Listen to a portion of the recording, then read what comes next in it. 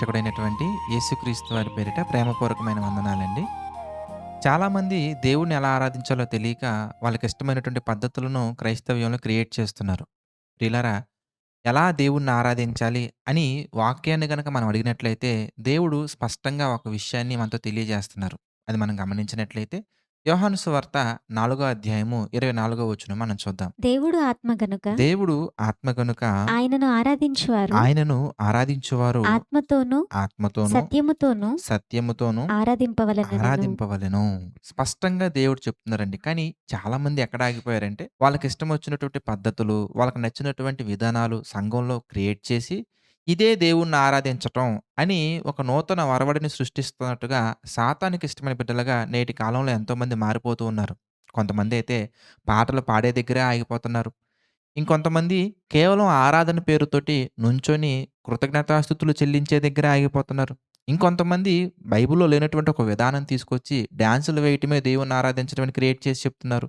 ప్రియమైనటువంటి దేవుని వాళ్ళారా, మరి వాటన్నిటిలో కూడా ఏది వాస్తవం, ఏది అవాస్తవం అనేది వాళ్ళకున్న సబ్‌స్క్రైబర్స్‌ని బట్టి, వాళ్ళ సంఘానికి వెళ్ళేటువంటి కౌంట్‌ను బట్టి, లేదా ఆ సంఘాన్ని నడిపించే నాయకుడి యొక్క అనుభవాన్ని బట్టి డిక్లేర్ చేయకూడదండి. ఎందుకంటే ఎంతమంది జనం ఉన్నా, ఎన్ని సంవత్సరాల నుంచి పరిచర్య చేస్తున్నా, ఎంత గొప్ప అనుభవం ఉన్నా వాక్యంతో పోల్చి చూస్తే వాక్యమే నిలబడుతుంది తప్ప, వాళ్ళ అనుభవాలు గాని, వాళ్ళ సంఘ సభ్యుల కౌంట్ గాని, ఛానెల్ యొక్క సబ్‌స్క్రైబర్స్ కౌంట్ గాని కన్సిడర్ చేయబడదు.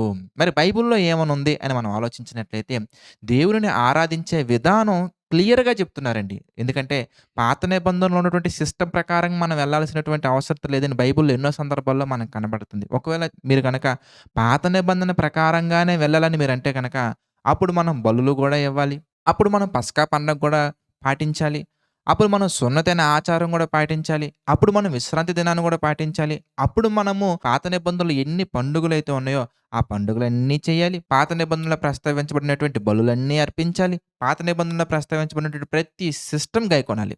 కానీ వాక్యం సెలవిచ్చేటువంటి మాటేంటింతకనగానే, పాత నిబంధన క్రీస్తునందు కొట్టివేయబడెను.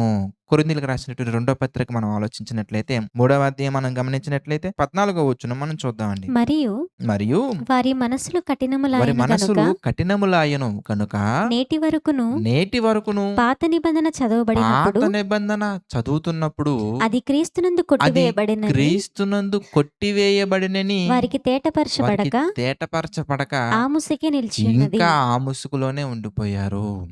మరి కొత్త నిబంధనలో దేవుడు చెబుతున్నటువంటి విధానం ఏంటి? కొత్త నిబంధనలో దేవుడు నేర్పించేటువంటి పద్ధతి ఏంటి అని మనం ఆలోచించినట్లయితే గనక ఒక సిస్టమ్ క్రియేట్ చేస్తున్నారు. అదేంటి ఇంతకని మనం గమనించినట్లయితే యోహాను సువార్తలో మనం చదువుకున్నాం.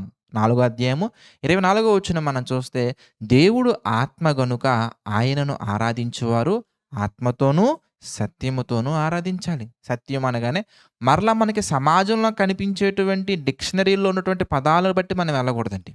వాక్యము వాక్యాన్ని వివరించగలగాలి.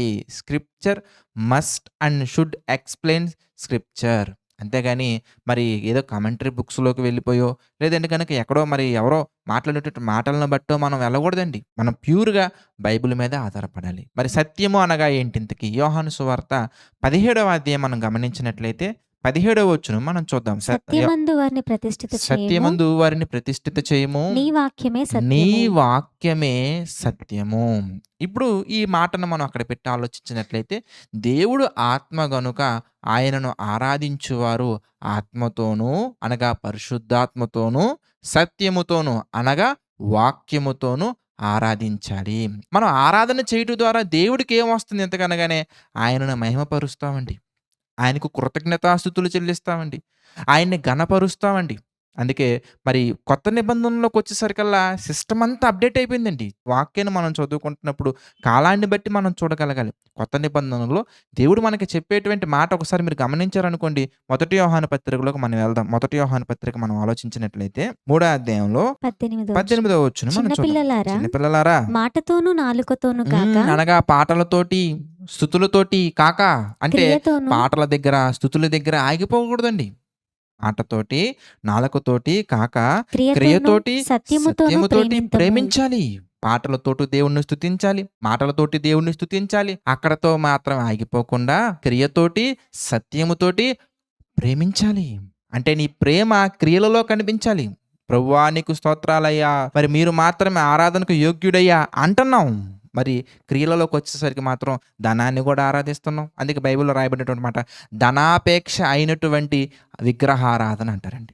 కొలస్సీ పత్రికలో మనం చూడొచ్చన్నమాట. మన మాటల్లో మాత్రం, ప్రార్థనలో మాత్రం నీవే ఆరాధనకు యోగ్యుడవు తండ్రి అంటాం. కానీ ఇక్కడికొచ్చేసరికి మాత్రం ఎవరిని ఆరాధిస్తాం ఎంతగనగానే ధనాన్ని ఆరాధించేవాళ్ళు కొంతమందున్నారు. ఉద్యోగాన్ని ఆరాధించేవాళ్ళు కొంతమందున్నారు. చదువుని ఆరాధించేవాళ్ళు కొంతమందున్నారు. మరి ఆదివారం ఆరాధనను మానేసి మరీ చదువుకెళ్ళేవాళ్ళు కొంతమందున్నారు. ఆదివారం ఆరాధన మానేసి మరీ ఉద్యోగాలకెళ్ళేవాళ్ళు కొంతమందున్నారు. ఆదివారం ఆరాధన మానేసి మరి ట్రిప్పులంటూ, షికారులంటూ, ఫ్రెండ్స్ అంటూ, బంధువులంటూ, రిలేటివ్స్ అంటూ ఆరాధన మానేసి వెళ్ళేవాళ్ళు వీళ్ళందరూ గూడా. మరి వీళ్ళందరూ దేవుడిని నిజంగా ఆరాధిస్తున్నారా మీరు చెప్పండి? అవకాశం ఉన్నప్పుడు, కంఫర్ట్‌గా ఉన్నప్పుడు, పరిస్థితులన్నీ బావున్నప్పుడు మాత్రం మందిరానికొచ్చి పాడే పాటలెలా ఉంటాయి ఇంతకి? ఇదిగో నీ మాటలు చాలయ్యా, నీ పాటలు చాలయ్యా, ఆ ఆస్తులొద్దయ్యా, అంతస్తులు ఏమొద్దయ్యా, మీరుంటే చాలు ప్రభువా బావుంది. మరి క్రియలలో మాత్రం ప్రభువా మీరు కొంచెం పక్కన ఉండండి. నాకు మాత్రం ఈ ఉద్యోగం గావాలి. నాకు మాత్రం ఈ ధనం గావాలి. నాకు మాత్రం ఈ అధికారం గావాలి. నాకు మాత్రం ఈ కంఫర్ట్ జోన్ గావాలి. నాకు మాత్రం ఇవి కావాలి. అంటే మనం దేవుణ్ణి సత్యముతో ఆరాధించట్లేదని దాని అర్థం. అందుకే దేవుడు చెప్తున్నటువంటి మాట మాటతోటి, నాలుకతోటి కాకుండా వాక్యముతో ఆరాధించాలి. వాక్యముతో ఆరాధించడం అంటే ఏంటి? వాక్యానుసారమైనటువంటి ప్రవర్తనతో నీవు బ్రతకాలి. అదే ఇక్కడ మనం చూసాం. సత్యముతోటి, క్రియతోటి ప్రేమించాలి. అందుకే రోమీయులకు రాసిన పత్రిక మనం గమనించినట్లయితే పరిశుద్ధాత్మతో ఆరాధన అంటే ఏంటో కూడా మనకి కొంతవరకు అర్థమవుతుంది. అక్కడ మనం చూద్దాం. రోమీయులకు రాసిన పత్రిక మనం గమనించినట్లయితే గనక 8వ అధ్యాయము 13వ వచనం మనం చూద్దాం. మీరు శరీరానుసారముగా మీరు ప్రవర్తించిన ఎడల శరీరానుసారముగా ప్రవర్తించిన ఎడల చావవలసిన వారే ఎందురు కానీ చావవలసిన వారై ఉందురు కానీ ఆత్మచేత ఆత్మచేత శారీర క్రియలను చూసారా? చంపిన ఎడల పరిశుద్ధాత్మ చేత శారీరక క్రియలను చంపిన ఎడల జీవించెదరు. జీవించెదరు. దేవుని ఆత్మచేత ఎందరు నడిపింపబడుదురో ఎందరు నడిపింపబడుదురో వారందరూ దేవుని కుమారులై వారందరూ ఉందురు. కూడా దేవునికి కుమారులయ్యుందురు. దేవుడు చెప్తున్నటువంటి మాట అండి.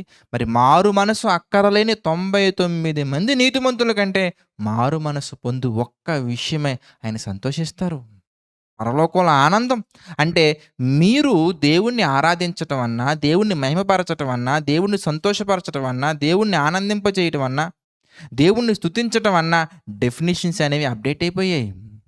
ఎంత గొప్పగా అప్డేట్ అయిపోయి ఎంతకనగానే నీ క్రియలు ఆత్మ సంబంధమైనవిగా ఉండాలి. అనగా శరీర ఆశలను, నేత్రాశను, జీవపు డంబాన్ని వీటిని శరీర కార్యాలను గలతి 5:19 మనకు కనబడతాయి. ఈ శరీర క్రియలన్నిటిని చంపాలి. అది నీకు నీవుగా చేయలేవు. నాకు నేనుగా చేయలేను. ఆత్మ సహాయంతో మనం చేయగలం. అంటే పరిశుద్ధాత్మతో నింపబడి, పరిశుద్ధాత్మతో నడిపింపబడి, పరిశుద్ధాత్మ యొక్క గద్దింపును, హెచ్చరికను లక్ష్యపెట్టి వాటి యందు దృష్టి ఉంచి శరీర క్రియలను చంపాలి. అప్పుడు మనం దేవుని కుమారులు అనబడతాం. అప్పుడు మనం దేవుణ్ణి సంతోషపరిచినటువంటి వాళ్ళమవుతాం. అప్పుడు మనం దేవుణ్ణి ఆరాధించినటువంటి వారమవుతాం. వాక్యముతో అనగా మన అడుగు, జాడ, మాట, తలంపు, క్రియలు ప్రతి ఒక్కటి వాక్యానుసారంగా ఉండాలి. అలా ఉండాలంటే ఇండివిడ్యువల్‌గా మన వల్ల సాధ్యపడదు. పేతురు గారు అంటారంటే, "ప్రభువా అలాగైతే ఎవరు రక్షణ పొందగలడు ప్రభువా?" వెంటనే యేసు ప్రభువారి సమాధానం, "అవును. మనుషులకిది అసాధ్యమే. దేవునికి మాత్రం సమస్తమును సాధ్యమే." ఎలా? మనకు పరిశుద్ధాత్మను అనుగ్రహించారు. ప్రీవియస్ ఎపిసోడ్స్‌లో మనం చూసాం. కనుక పొందుకున్న ఆ ఆత్మను అనుసరించి పరిశుద్ధాత్ముడు మనకి తెలియజేసే ప్రతి విషయాన్ని వాక్యానుసారంగా గ్రహించి ఆయన సహాయంతోటి వాక్యానుసారమైన క్రియలతోటి దేవునిని మనం ఆరాధించగలగాలి. అంటే దాని అర్థం పాటలు పాడటం మానేయమని కాదండి.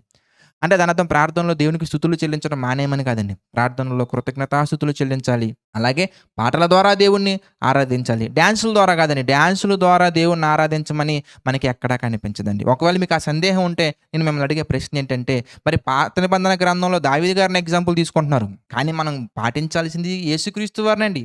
ఎక్కడా కూడా దావీదు గారిని మీరు మాదిరికారంగా తీసుకోమని లేదండి. కొత్త 2వ నిబంధనలో మనకు అధ్యాయము కనిపించే మాట 1 పేతురు పత్రిక 2వ 2:21 అధ్యాయము 21 మనం చూద్దామండి. క్రీస్తు కూడా మీ కొరకు క్రీస్తు కూడా బాధపడి మీ కొరకు బాధపడి మీరు తన అడుగు జాడలందు మీరు తన అడుగు నడుచుకున్నట్లు జాడలయందు నడుచుకున్నట్లు మీకు మాదిరి మీకు ఉంచిపోయాను. మాదిరి ఉంచిపోయిన అంటే మనం అడుగు జాడలు ఎవరు అడుగు జాడలు వెళ్ళాలి? యేసుప్రభు అడుగు జాడలు. యేసుక్రీస్తు వారు ఎక్కడైనా డాన్స్ చేశారండి. యేసుక్రీస్తు వారు పాటల ద్వారా స్తుతించిన సందర్భం కనబడుతుంది. ప్రార్థనలో స్తుతించిన సందర్భం కనబడుతుంది. క్రియలలో తండ్రిని స్తుతించిన సందర్భం కనబడుతుంది. పరిశుద్ధాత్మతో తండ్రిని స్తుతించిన సందర్భాలు మనకు కనబడతాయి. మరి డాన్స్ చేసి ఎక్కడ స్తుతించారు? ఎక్కడ కనిపించదండి. అంటే డాన్సుల ద్వారా దేవుణ్ణి ఆరాధించాలని కొత్త నిబంధనలో మనకి ఎక్కడా లేదండి. పౌలు గారు డాన్స్ వేయలేదు, సంఘం డాన్స్ వేయలేదు, శిష్యులు డాన్స్ వేయలేదు, యేసుప్రభు వారు కూడా డాన్స్ వేయలేదు. కనుక మనము ఆత్మతోనూ, సత్యముతోనూ దేవునిని ఆరాధించాలి. కనుక మీకు ఈ సబ్జెక్ట్ మీద ఇంకేమైనా సందేహాలుంటే తప్పకుండా మీరు మాకు చర్చి నంబర్‌కి మీరు అడిగినట్లయితే నేను తప్పకుండా సమయాన్ని బట్టి మీకు ఎక్స్‌ప్లెయిన్ చేస్తాను. ప్రార్థన చేసుకుందాం ప్రతి ఒక్కరు తలలో ఉంచి ప్రార్థనలో ఏకీభవించండి ప్రార్థన. ప్రేమగల తండ్రి, దయగల దేవ, ఎన్నో లోతైన విషయాలను వాక్యానుసారంగా ధ్యానించడానికి దీనులమైనటువంటి మా అందరికి మీరు సహాయం చేశారు, చేస్తున్నారు. అందును బట్టి మీకు కృతజ్ఞతాస్తుతులు చెల్లించుకుంటున్నాము తండ్రి. ప్రభువా! మరి తెలుసుకున్న విషయాలను క్రియలలో పెట్టుటకు మాకు సహాయం చేయండి. పరిశుద్ధాత్మ నడిపింపుతో మమ్మల్ని నడిపించండి, కృప చూపించండి. తండ్రి మీ యొక్క విషయాలను అనేక మందికి షేర్ చేస్తున్నటువంటి మీ పిల్లలను దయతో జ్ఞాపకం చేసుకొని వాళ్ళని దీవించండి, ఆశీర్వదించండి. తండ్రి ఎవరైతే ఆర్థిక, ఆరోగ్య, మానసిక సమస్యలలో తండ్రి కృంగి ఉన్నారో వారిని మీ చిత్త ప్రకారంగా బలపరచండి. మీ యొక్క ఆలోచన చొప్పున నడిపించండి. దేవా! ఈ యొక్క పరిచర్య నిమిత్తం ప్రయాసపడుతున్న బిడ్డలను జ్ఞాపకం చేసుకోండి. తండ్రి సంపూర్ణ సేవకొచ్చినటువంటి పిల్లలను జ్ఞాపకం చేసుకోండి. పరిచర్య చేస్తున్న పిల్లల్ని జ్ఞాపకం చేసుకోండి. దేవా! మీ చిత్తమైతే మేమందరం మరలా కలుసుకొని మీ యొక్క వాక్యాన్ని ధ్యానించి తండ్రి క్రియలలో పెట్టి మిమ్మల్ని స్తుతించుటకు సహాయం చేయండి. మమ్మల్ని మహింపపరచుటకు సహాయం చేయండి. సమస్త మహిమ, ఘనత, ప్రభావాలు తండ్రి మీకే చెల్లించుకుంటూ మా ప్రభువును, రక్షకుడైనటువంటి యేసుక్రీస్తు వారి పేరిట ఈ ప్రార్థన అడిగి వేడుకొనుచున్నాము తండ్రి. ఆమేన్.